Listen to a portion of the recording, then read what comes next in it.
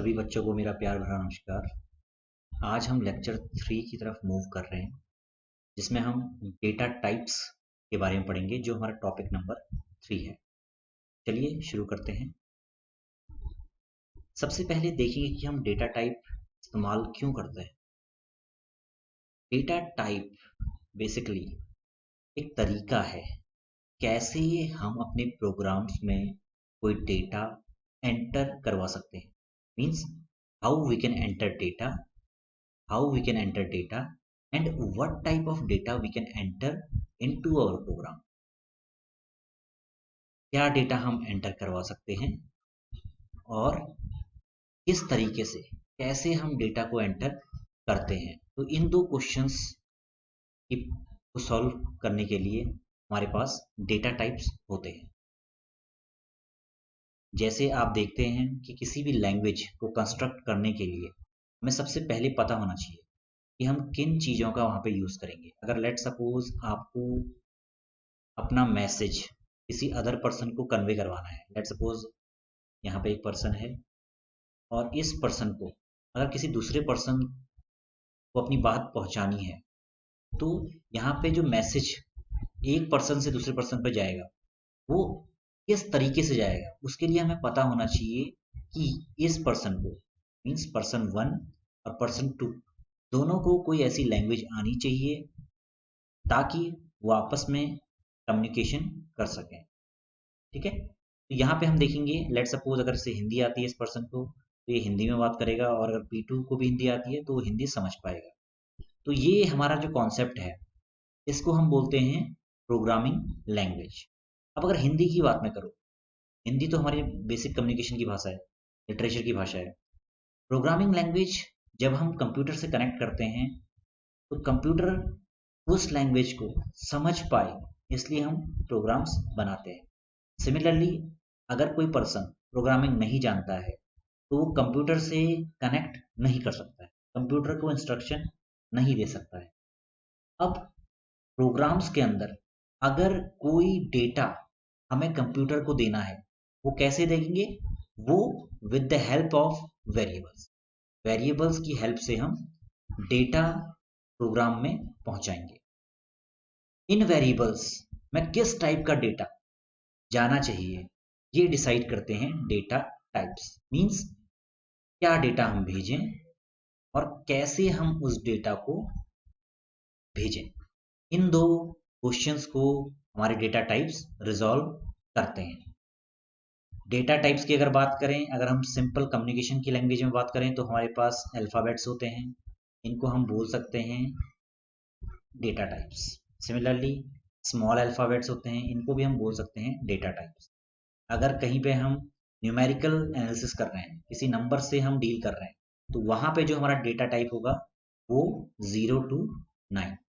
तो ये different type के डेटा टाइप्स हैं जो हमें हेल्प करते हैं ताकि हम अपना मैसेज किसी अदर पर्सन से कम्युनिकेट कर सकें। तो डेटा टाइप्स की अगर बात करें कंप्यूटर के सिनेरियो में, सी लैंग्वेज ने हमें कुछ pre defined set of data types provide किए हुए हैं। जैसे हमारे पास इंग्लिश लैंग्वेज होती है, उसमें कुछ pre defined set of data types होते हैं, जैसे A to Z। ये एक पहले से डिफाइंड है, सिर्फ इनको ही हम यूज कर सकते हैं। तो ऐसे ही सी प्रोग्रामिंग में भी कुछ, या किसी भी प्रोग्रामिंग में भी कुछ स्पेसिफिक डेटा टाइप्स होते हैं जिनकी स्पेसिफिक रेंज होती है। उन रेंज को ही हम अपने डेटा टाइप्स में यूज कर सकते हैं। तो यहाँ पे pre defined set of data types हमारे पास अवेलेबल होते हैं जो डिफरेंट टाइप के डेटा को हैंडल करने में हमारी हेल्प करते हैं। और यहाँ पे ये ध्यान रखना है कि कोई भी डेटा टाइप, अगर हम कोई भी डेटा टाइप लें, चाहे वो नंबर टाइप का हो या अल्फ़ाबेट टाइप का हो या डेसिमल टाइप का हो, किसी भी टाइप का डेटा टाइप, क्योंकि यहाँ पे हम डेटा स्टोर करते हैं, वो अपने आप में कुछ ना कुछ स्टोरेज कैपेसिटी लिए हुए होता है। इसका मतलब कि उसका मेमोरी में एक फिक्स स्पेस होता है। जब भी हम डेटा टाइप बनाते हैं तो हमें इन चीज़ों का ध्यान रखना होगा कि ये मेमोरी में कैसे स्टोर होंगे और इनकी स्टोरेज कैपेसिटी क्या होगी। तो हर किसी डेटा टाइप की स्टोरेज कैपेसिटी डिफरेंट हो सकती है। It's depend upon processor and operating system. ये आपके ऑपरेटिंग सिस्टम और ऑपरेटिंग सिस्टम के प्रोसेसर पे डिपेंड करता है। तो सी प्रोग्रामिंग में हमारे पास 3 डिफरेंट टाइप के डेटा टाइप्स अवेलेबल हैं। फर्स्ट डेटा टाइप है प्राइमरी डेटा टाइप। ऐसे डेटा टाइप जिनको फर्दर ब्रेकडाउन या जो सबसे फंडामेंटल डेटा टाइप्स होते हैं उन्हें हम प्राइमरी डेटा टाइप्स बोलते हैं। अब अगर मैं बात करूं, लेट सपोज आपको एक डेटा दिया हुआ है, जनरल भाषा में बात करूं, आपको एक डेटा दिया हुआ है A123, एक आपको ये डेटा दिया हुआ। यहाँ पे मैं इंफॉर्मेशन की बात नहीं कर रहा हूँ, मैं डेटा की बात कर रहा हूँ। तो डेटा मीनिंगलेस होता है, आपको पता है, तो इस डेटा का कोई मतलब नहीं है। और यहाँ पे ध्यान दें, इस डेटा में 2 डिफरेंट टाइप के डेटा टाइप्स का यूज हुआ है, एक तो अल्फाबेट एंड दूसरा नंबर। तो ये 2 अपने आप में डिफरेंट है, ये ध्यान रखिए, ठीक है। ये दोनों के डेटा टाइप अपने आप में डिफरेंट टाइप है। तो इसका मतलब क्या है कि ये जो डेटा टाइप है A123, ये 2 डेटा टाइप से मिलके बना है, इनके कॉम्बिनेशन से ये डेटा टाइप मिलके बना है। तो यहाँ पे अगर हम बात करें तो ए क्या है, ए आपका कैरेक्टर या अल्फाबेट्स की फॉर्म में है एंड 1 2 3 आपका नंबर्स की फॉर्म। तो ऐसे डेटा टाइप जिनको फर्दर तोड़ा नहीं जा सकता है। अगर A123 की बात करूं तो A123 को तो हमने ब्रेक डाउन कर दिया, तो ये प्राइमरी डेटा टाइप का पार्ट नहीं हो सकता है। इसको हमने फर्दर ब्रेक डाउन किया तो हमें ए मिला एंड 1 2 3 मिला। तो यहाँ पे क्या है, 1 2 3 अपने आप में कंप्लीट डेटा टाइप है और ए भी अपने आप में कंप्लीट डेटा टाइप है। ये दोनों फर्दर ब्रेक डाउन नहीं किए जा सकते और ये सबसे फंडामेंटल डेटा टाइप्स होते हैं। तो इनको हम प्रिमिटिव की कैटेगरी में कैटेगराइज कर सकते हैं या इन्हें हम प्राइमरी डेटा टाइप बोल सकते हैं। तो सी ने हमें 4 ऐसे डिफरेंट डेटा टाइप्स प्रोवाइड किए हुए हैं। सबसे पहला है इंटीजर। इंटीजर मीन्स जिसमें नंबर्स इनपुट करवाए जा सकते हैं, जैसे 0 to 9 जो बेसिक नंबर्स हैं, प्लस इनके कॉम्बिनेशन से हम कोई भी बड़ा नंबर को एंटर करवा सकते हैं।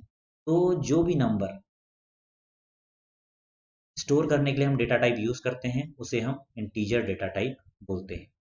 अगर हमारे पास कोई डेसिमल डेटा टाइप है, मीन्स लेट सपोज 1.1, अगर उसे हमें स्टोर करवाना है तो उसके लिए हमारे पास एक डिफरेंट डेटा टाइप होता है, उसे हम बोलते हैं फ्लोट, ठीक है।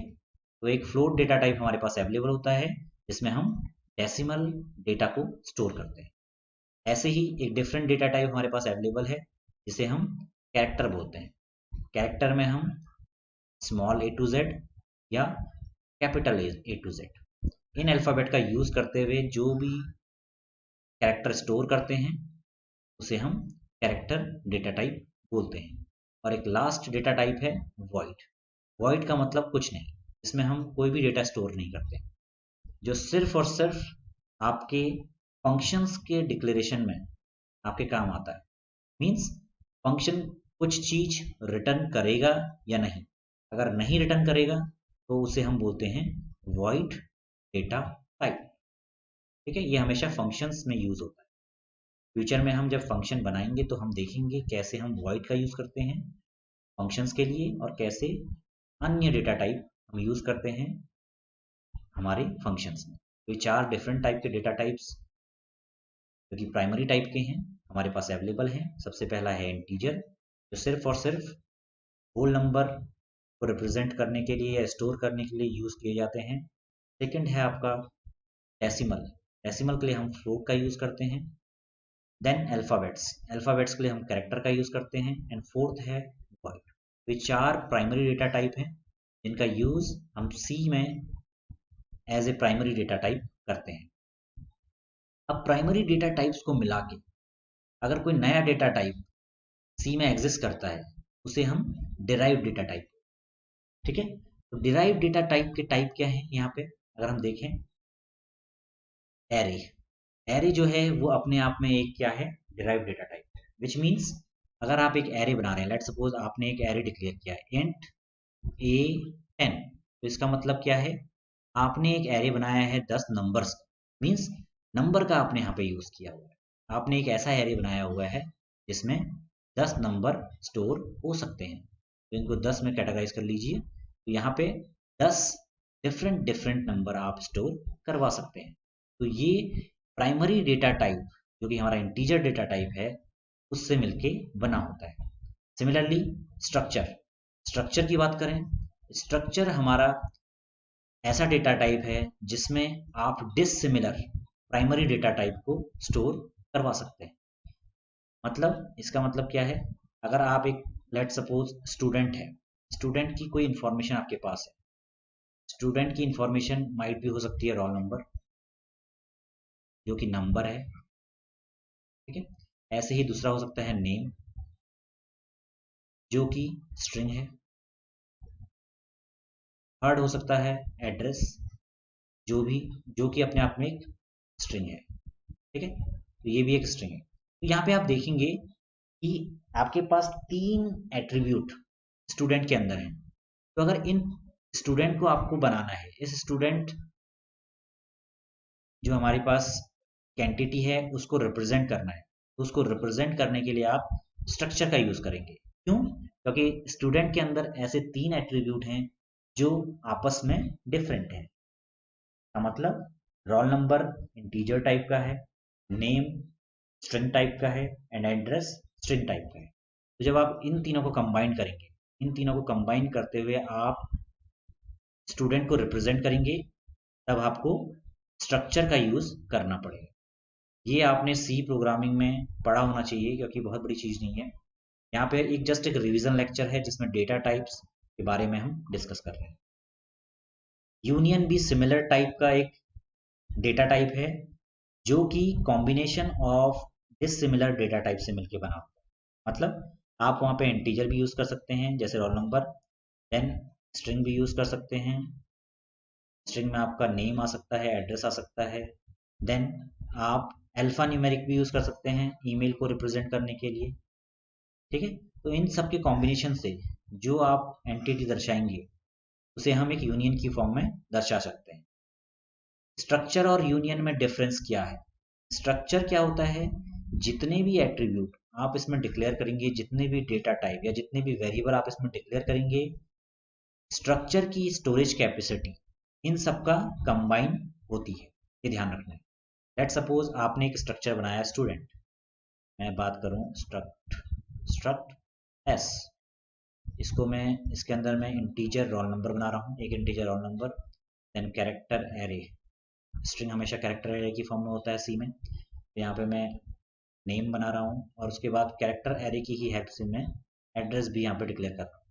तो जो स्ट्रक्चर का साइज होगा वो डिपेंड करेगा कितने इंटीजर वेरिएबल हमने यहाँ पे बनाए हैं। तो रोल नंबर के लिए 1 बनाए हैं, तो 64 बिट प्रोसेसर विंडोज में जो इंटीजर का साइज होता है वो होता है 4 बाइट। 4 प्लस कैरेक्टर, अगर मैंने कैरेक्टर स्ट्रिंग बनाई है, सॉरी कैरेक्टर एरे लिया है 100 कैपेसिटी का, अगर मैंने कैरेक्टर एरे लिया है 100 कैपेसिटी का, तो उस 100 कैपेसिटी के कैरेक्टर एरे की जो स्टोरेज कैपेसिटी होगी वो होगी 100 बाइट। सिमिलरली अगर मैंने एड्रेस के लिए कैरेक्टर एरे लिया है जो 100 साइज का है, तो उसकी कैपेसिटी भी कितनी होगी, 100 बाइट्स। तो यहाँ पे तीनों को कंबाइन करेंगे तो हमारे पास टोटल जो स्पेस आ जाएगा, टोटल स्टोरेज कैपेसिटी आ जाएगी, वो आ जाएगी 204। जबकि यूनियन के केस में आप स्ट्रक्ट की जगह यूनियन लिख लीजिए। यहाँ पे तरीका दोनों का सेम है ऑलमोस्ट, बस जिसका नाम है वो डिफरेंट है। और यहाँ पे स्टोरेज कैपेसिटी, जो सबसे हाईएस्ट स्टोरेज कैपेसिटी का वेरिएबल यहाँ पे आपने बनाया होगा, इस यूनियन की स्टोरेज कैपेसिटी उतनी ही होगी। तो यहाँ पे जो स्टोरेज कैपेसिटी आपके पास अवेलेबल होगी वो होगी 100, ठीक है। तो यही एक डिफरेंस है यूनियन एंड स्ट्रक्चर, ठीक है, ध्यान रखिएगा, बहुत सिंपल चीज है। यूनियन में जो हाईएस्ट स्टोरेज कैपेसिटी का वेरिएबल होगा उतना स्टोरेज आपको मिलता है, जबकि स्ट्रक्चर में एक कंबाइंड स्टोरेज कैपेसिटी आपको अवेलेबल होती है। और यहाँ पे जो एक और आपके पास डिराइव डेटा टाइप है वो है पॉइंटर। पॉइंटर बेसिकली किसी अन्य वेरिएबल के एड्रेस को स्टोर करने में आपकी हेल्प करता है। लेट सपोज आपने एक इंटीजर वेरिएबल बनाया इंट ए, तो ये जो ए है ये ए मेमोरी में कहीं पे स्टोर होगा। मेमोरी में इसकी जो लोकेशन होगी इस तरह से होगी ए, और इसका कोई ना कोई मेमोरी एड्रेस होगा। लेट सपोज मेमोरी एड्रेस बोलते हैं 1 2 3। तो यहाँ पे क्या है, इस मेमोरी को स्टोर करवाने के लिए आप पॉइंटर का यूज करते हैं। ठीक है, तो पॉइंटर क्या है, पॉइंटर बेसिकली एक ऐसा वेरिएबल है जो हमेशा उसी टाइप का होना चाहिए जिस टाइप के डेटा टाइप का एड्रेस आप पॉइंटर वेरिएबल में स्टोर करवाना चाहते हैं। तो इंटीजर अभी जो ए वेरिएबल है वो इंटीजर टाइप का है, तो आपको यहाँ पे जो पॉइंटर वेरिएबल बनाना पड़ेगा वो भी इंटीजर टाइप का बनाना पड़ेगा। बी के अंदर आप वेरिएबल ए का एड्रेस स्टोर करवा सकते हैं। ठीक है, इस तरीके से आप क्या करेंगे, बी एक पॉइंटर वेरिएबल है जिसमें आपने ए का मेमोरी एड्रेस इसमें स्टोर करवा दिया। तो ध्यान रखिएगा, आप with the help of B A की वैल्यू को भी यहाँ पे प्रिंट करवा सकते हैं। लेट सपोज ए के अंदर अगर 2 स्टोर है, तो with the help of variable B pointer variable you can print the actual value of variable A. तो ये तरीका है जिससे आप पॉइंटर वेरिएबल डिक्लेयर करते हैं एंड पॉइंटर वेरिएबल का यूज करते हैं। तो यहाँ पे हमने देखा डिराइव डेटा टाइप क्या होते हैं एंड प्राइमरी डेटा टाइप क्या होते हैं। अब यहाँ पे हमारे पास एक थर्ड टाइप का डेटा टाइप होता है यूजर डिफाइंड। यूजर डिफाइंड का मतलब ऐसे डेटा टाइप जो एग्जिस्टिंग डेटा टाइप से डिराइव करते हैं मगर ये यूजर डिफाइन होते हैं। मींस यूजर अपने तरीके से इनको डिफाइन कर सकता है, तो इसलिए इनको यूजर डिफाइंड डेटा टाइप बोलते हैं। यहाँ पे इसके 2 एग्जांपल हैं, टाइप डेफ एंड इनम। अब यहाँ पे ध्यान दीजिए, यूजर डिफाइन का मतलब ये है कि आप किसी इंटीजर वेरिएबल को कोई और नाम देके, लेट्स सपोज इसको नाम दे दूं एबीसी, तो इंटीजर डेटा टाइप को आप एबीसी से दर्शा सकते हैं। ठीक है, आपने इंटीजर डेटा टाइप को एबीसी के माध्यम से दर्शा दिया। तो ये क्या है, टाइप डेफ। मींस एक आपने डेफिनेशन का टाइप इंटीजर डेटा टाइप को प्रोवाइड कर दिया जो कि नया है। तो इसका मतलब क्या है, आपने एक ऐसा डेटा टाइप बनाया है, एक एबीसी एक नया डेटा टाइप हो जो यूजर डिफाइंड है। मींस यूजर के द्वारा डिफाइंड है, परंतु जो वैल्यू लेता है इंटीजर डेटा टाइप। समझ गए, मींस आपने इंटीजर इंट को रिप्लेस करके आपने एबीसी नाम से एक वेरिएबल बनाया, मींस एबीसी नाम से एक डेटा टाइप बनाया जो हूबहू इंटीजर डेटा टाइप की तरह है। सिमिलरली इनम भी इसी तरीके का एक यूजर डिफाइंड डेटा टाइप है जिसके थ्रू आप अपने कुछ फिक्स्ड सेट ऑफ वैल्यूज को प्रिंट करवा सकते हैं। इन दोनों को मैं आपको प्रोग्राम की मदद से दिखाऊंगा ताकि आपको ये चीजें समझ में आ जाए। ठीक है, यूजर डिफाइन का मतलब आप खुद का एक नया डेटा टाइप यहाँ पे इजाद कर रहे हैं। इसका मतलब सिंपल सी बात, जो सिंपल सा एक डेफिनेशन है वो ये है कि आपने एक नया डेटा टाइप यहाँ पे इजाद किया है with the help of existing data types. तो सबसे पहले तो जो प्राइमरी डेटा टाइप हमने डिस्कस किए उनके बारे में थोड़ा सा उनकी नॉलेज ले लेते हैं कि उनकी स्टोरेज कैपेसिटी कितनी होती है, उनकी रेंज कितनी होती है, और का फॉर्मेट स्पेसिफायर। मींस आपके जो input output statement, printf scanf statement जो आप यूज करते हैं और दोज वेरिएबल, उनके लिए आप कौन से फॉर्मेट स्पेसिफायर यूज करते हैं। तो इन चीजों को हम यहाँ पे देखेंगे। चलिए नेक्स्ट स्लाइड में देखते हैं। यहाँ पे मैंने दोबारा से डेटा टाइप्स को चार्ट के रूप में आपको दिखाया है। प्राइमरी डेटा टाइप में जो हमने ब्रॉड एक लिस्टिंग की थी उसमें character, float, integer and void की बात की थी। कैरेक्टर साइंड भी हो सकते हैं, अनसाइंड भी हो सकते हैं। साइंड का मतलब यहाँ पे है कि इनमें नेगेटिव वैल्यूज स्टोर होती है, जबकि अनसाइंड में क्या है, नेगेटिव वैल्यू स्टोर नहीं होती। सिमिलरली फ्लोट के केस में भी आपके पास फ्लोट होता है, फिर फ्लोट के ऊपर आपके पास डबल है। एक्चुअल में फ्लोट और डबल में यही डिफरेंस है कि डबल की कैपेसिटी ज़्यादा होती है जबकि फ्लोट की कैपेसिटी कम होती है। देन आपके पास लॉन्ग डबल है, लॉन्ग डबल की कैपेसिटी आपके पास ज़्यादा होती है। सिमिलरली आपके पास इंटीजर है जिसमें नंबर स्टोर होते हैं, लॉन्ग इंट कैपेसिटी ज़्यादा होती है। अनसाइंड लॉन्ग इंट इसमें नेगेटिव वैल्यू स्टोर नहीं होती हैं, ये ध्यान रखना है। लॉन्ग लॉन्ग इंट कैपेसिटी और ज़्यादा बढ़ जाती है। Unsigned long long int capacity और ज़्यादा बढ़ती है मगर नेगेटिव वैल्यू स्टोर नहीं होती हैं। सिमिलरली शॉर्ट इंट कैपेसिटी कम होती है। Unsigned short int means negative value store नहीं हो सकती। लास्ट में आपके पास वॉइड जो आपके फंक्शंस में यूज होता है। देन आपके पास यूजर डिफाइंड डेटा टाइप, इसमें इसके अंदर है enum and typedef. Derive data type में हमने देखा था arrays, pointers, structure and union. बहुत सिंपल सी चीज़ है, इस पूरी पिक्चर को अपने दिमाग में बसा लीजिए ताकि फ्यूचर में जब भी डेटा टाइप पूछे जाएं तो आप सीधे उनको पॉइंट आउट कर सको। प्राइमरी क्या होते हैं, डेराइव क्या हो सकते हैं एंड यूजर डिफाइंड। तो एक बार बेसिक यहाँ पे इनकी प्राइमरी डेटा टाइप्स की डेफिनेशन देख लेते हैं। कैरेक्टर आपका मोस्ट बेसिक डेटा टाइप है जिसके अंदर एक single character means single alphabet store होता है, either small A to Z और कैपिटल ए टू जेड, ठीक है। और इसकी जो मेमोरी कैपेसिटी होती है वो होती है single byte means 1 byte capacity, ध्यान रखना। देन नेक्स्ट है आपका इंटीजर। इंटीजर में नंबर स्टोर होते हैं और इसकी कैपेसिटी डिपेंड करती है आपके प्रोसेसर पे। अगर आपका प्रोसेसर 32 बिट है तो ये स्टोर करेगा 2 बाइट्स, और अगर 64 बिट है तो आपका जो स्टोरेज होगा वो होगा 4 बाइट्स, ये ध्यान रखना है आपको, ठीक है। फ्लोट में आप डेसिमल नंबर स्टोर करते हैं और फ्लोट की कैपेसिटी होती है 4 बाइट्स। सिमिलरली डबल में आप डेसिमल नंबर स्टोर करते हैं मगर इसकी कैपेसिटी फ्लोट से ज़्यादा हो। कैपेसिटी का मतलब है इसमें कितनी वैल्यूज आ सकती है। अगर कोई वेरिएबल, कोई डेटा टाइप ज़्यादा कैपेसिटी लेता है मतलब उसकी रेंज ज़्यादा होती है, मीन्स उसमें आप बड़ा नंबर स्टोर करवा सकते हैं।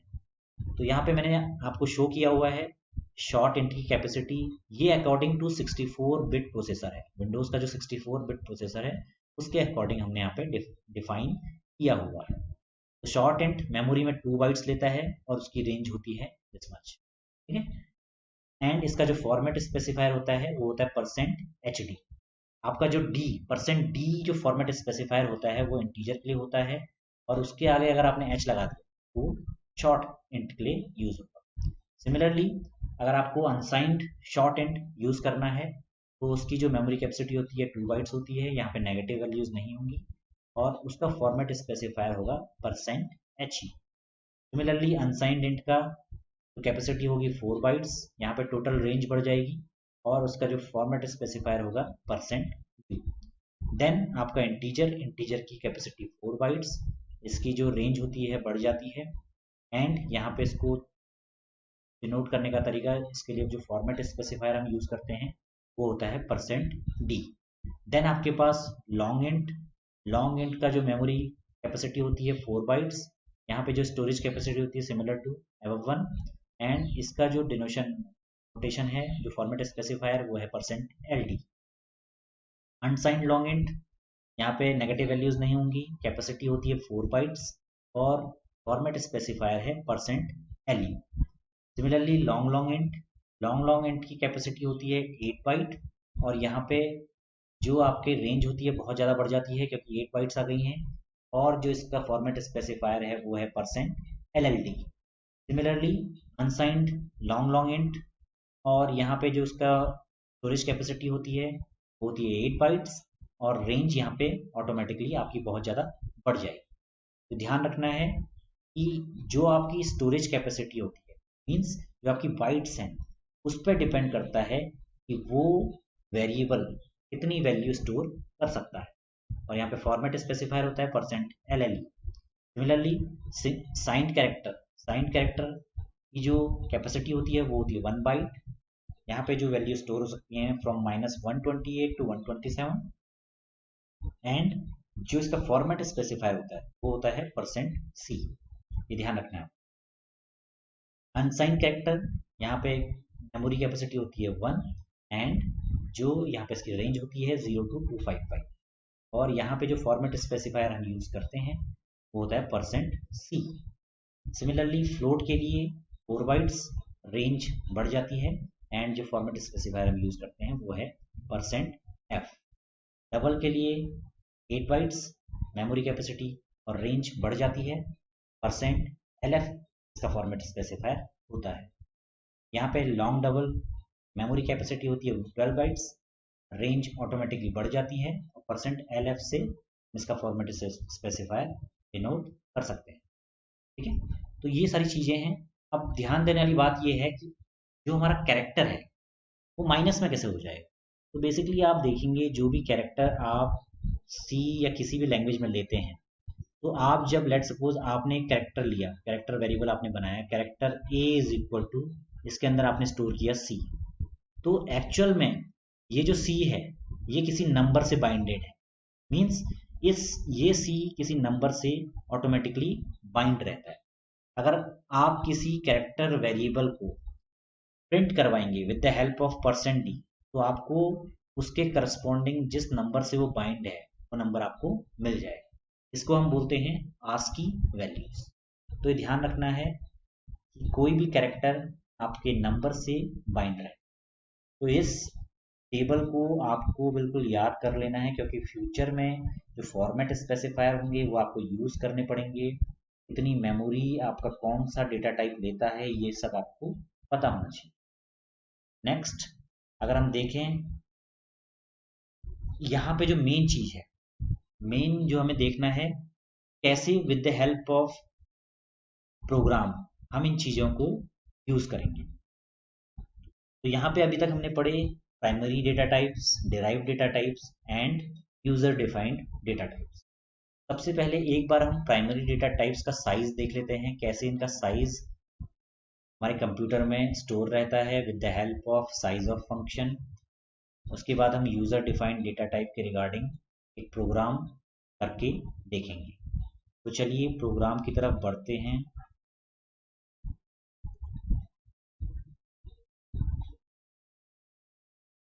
यहाँ पे जो मैंने आपको दिखाया है एक प्रोग्राम है मेरे पास।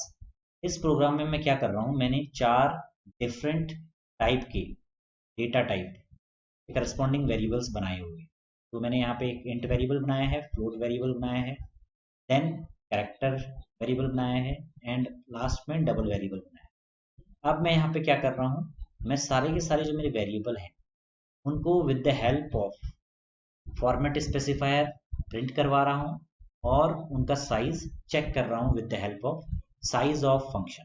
साइज ऑफ फंक्शन से क्या होता है, साइज ऑफ फंक्शन से उस डेटा टाइप का मेमोरी में वो कितनी कैपेसिटी या स्टोरेज लेता है उसको वो प्रिंट करेगा। तो यहाँ पे मैंने 1 बाय 1 सेम चीज़ कर रखी है। फ्लोट के लिए मैंने %f यूज़ किया हुआ है, कैरेक्टर के लिए %c यूज़ किया हुआ है एंड डबल के लिए %lf यूज़ किया हुआ है। तो यहाँ पे इसको रन करके देख लेते हैं। जब मैं इसको रन करने जाऊंगा तो आप देखेंगे इंटीजर की वैल्यू 1 थी और वो कितना बाइट लेगा, 4 बाइट। मेरा जो सिस्टम है वो 64 बिट प्रोसेसर है, तो यहाँ पे इंटीजर की जो कैपेसिटी है वो है 4 बाइट्स। सिमिलरली फ्लोट के लिए 4 बाइट्स, कैरेक्टर के लिए 1 बाइट एंड डबल के लिए 8 बाइट्स। तो ये सिंपल सा प्रोग्राम था जहाँ पे मैंने आपको 4 प्रिमिटिव डेटा टाइप्स के स्टोरेज कैपेसिटी वो हमारे प्रोसेसर में कितनी स्टोरेज लेते हैं उस चीज़ के बारे में यहाँ पे दर्शाया। देन नेक्स्ट टाइप डेफ, जो मैंने टाइप डेफ की बात की थी। टाइप डेफ में होता क्या है, मैंने इंटीजर जो डेटा टाइप है उसको इंटीजर नाम के एक यूजर डिफाइंड डेटा टाइप से रिप्लेस कर दिया। इसका मतलब अब जो हमारा इंटीजर नाम यहाँ पे हमने बनाया है वो सिमिलर टू इंट की तरह काम करेगा। मतलब इंटीजर जो कैपिटल में मैंने लिखा हुआ है उसकी हेल्प से हम इंटीजर टाइप वेरिएबल बना सकते हैं। तो मेन फंक्शन के अंदर आइए देखिए, यहाँ पे मैंने इंट का यूज़ नहीं किया है। मैंने जो नया अपना डेटा टाइप बनाया था उसी डेटा टाइप को लेते हुए 2 वेरिएबल बनाए हैं, एक नंबर 1 एक नंबर 2, और दोनों में मैंने इंटीजर वैल्यू स्टोर करवा दी और एट द एंड प्रिंटएफ की मदद से मैंने नंबर 1 को प्रिंट करवाया, नंबर 2 को प्रिंट करवाया। तो यहाँ पे जो इंटीजर डेटा टाइप है वो यूजर डिफाइंड है और जो किस टाइप का है, इंटीजर टाइप का है। तो टाइप डेफ क्या है, आपको एक नई डेफिनेशन प्रोवाइड करता है। ठीक है। तो ये यूजर डिफाइंड है, आपने एक नया डेटा टाइप अपना इजाद यहाँ पे कर लिया। तो रन करके देखते हैं। तो रन करने पे यहाँ पे हमें 1 2, ठीक है, तो जो भी हमारे पास नंबर थे वो हमारे पास प्रिंट होके आ गए। और लास्ट में हम देख लेते हैं इनम। इनम में हमने क्या किया, हमने इनम की हेल्प से हमने डे नाम का एक वेरिएबल बनाया। अब इस डे वेरिएबल के अंदर हमने 6 डिफरेंट वेरिएबल्स यहाँ पे डिक्लेयर किए। सिमिलरली हमने एक स्टेट नाम का वेरिएबल बनाया या डेटा टाइप बनाया जिसके अंदर 2 वैल्यूज हैं, वर्किंग एंड फेल्ड, जिनको हमने बाइंड कर दिया एक्सप्लिसिटली 2 नंबर से। तो यहाँ पे देखिएगा मैंने इनम डे टुडे किया, तो यहाँ पे क्या हुआ, टुडे के अंदर जब भी मैं कोई वैल्यू डालूंगा तो उसके करस्पॉन्डिंग जो भी उसका इंडेक्स होगा वो हमें मिल जाएगा। तो इनम डे टुडे, टुडे मैंने एक नया वेरिएबल बनाया। अब इस वेरिएबल के अंदर मैंने फ्राइडे वैल्यू डाल दी, तो हुआ क्या कि जो भी फ्राइडे का इंडेक्स होगा वो मुझे टुडे के अंदर मिल जाएगा। तो फ्राइडे का इंडेक्स यहाँ पे क्या है, अगर आप देखेंगे तो फ्राइडे का इंडेक्स है 4, तो टुडे में मुझे 4 मिल गया और यहाँ पे ये प्रिंट हो जाएगा। सिमिलरली अगर मैं वर्किंग और फेल्ड को प्रिंट करवाऊंगा तो यहाँ पे 1 और 0 प्रिंट हो जाएगा। तो इसको रन करके देख लेते हैं। तो टुडे इज डे 4, फ्राइडे के करस्पॉन्डिंग जो भी वैल्यू हमारे पास, जो भी इंडेक्स था वो हमें मिल गया और वर्किंग एंड फील्ड में हमें 1 और 0 मिल गए। तो इनम और टाइप डेफ ऐसे डेटा टाइप हैं जहाँ पे हम खुद का नया डेटा टाइप बना सकते हैं। तो इनम डे हमारे पास एक नया डेटा टाइप आया, उसमें से हमने एक नया वेरिएबल टुडे बनाया और टुडे के अंदर हम इनमें से कोई भी वैल्यू चूज करके डाल सकते हैं। ठीक है, तो ये ज़्यादा यूज़ नहीं होते हैं। आप अगर जावा में जाएंगे तो जावा में इनका यूजेस बहुत है, आप यहाँ पे भी यूज़ कर सकते हैं, मगर यहाँ पे फिक्स सेट ऑफ वैल्यूज हमें मिलती हैं तो इसलिए हम इनका यूज़ कम ही करते हैं। तो ये हमारा बेसिक डेटा टाइप के रिगार्डिंग लेक्चर था, जिसमें हमने सारी चीज़ों के बारे में पढ़ा कि प्राइमरी डेटा टाइप्स क्या होते हैं, डिराइव्ड डेटा टाइप्स क्या होते हैं, देन हमने ये देखा कि यूज़र डिफाइंड डेटा टाइप्स क्या होते हैं, और लास्ट में हमने देखा कि कैसे हम इनका यूज़ करते हैं with the help of C program. तो आज के लेक्चर को यहीं पे फिनिश करते हैं। अगर वीडियो पसंद आया तो वीडियो को लाइक कीजिए, शेयर कीजिए और मैक्सिमम कमेंट कीजिए। चैनल को सब्सक्राइब कीजिए ताकि और बेल नोटिफिकेशन को प्रेस कीजिए ताकि कोई भी अपडेट हो तो आपको मिल जाए। अगर आप इन वीडियो के नोट्स चाहते हैं तो नॉलेज नाम से हमारा टेलीग्राम चैनल है, वहाँ पे जाइए और इस चैनल को ज्वाइन कीजिए।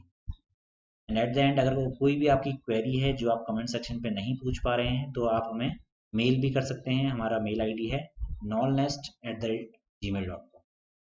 थैंक यू बच्चों, लगातार प्रैक्टिस कीजिए और जितना मैक्सिमम हो पढ़िए। जितना पढ़ेंगे उतनी नॉलेज आपकी यहाँ पे गैदर होगी। ठीक है, तो पढ़िए और जितना मैक्सिमम हो सके अपना ध्यान प्रोग्रामिंग में लगाइए। Thank you and bye.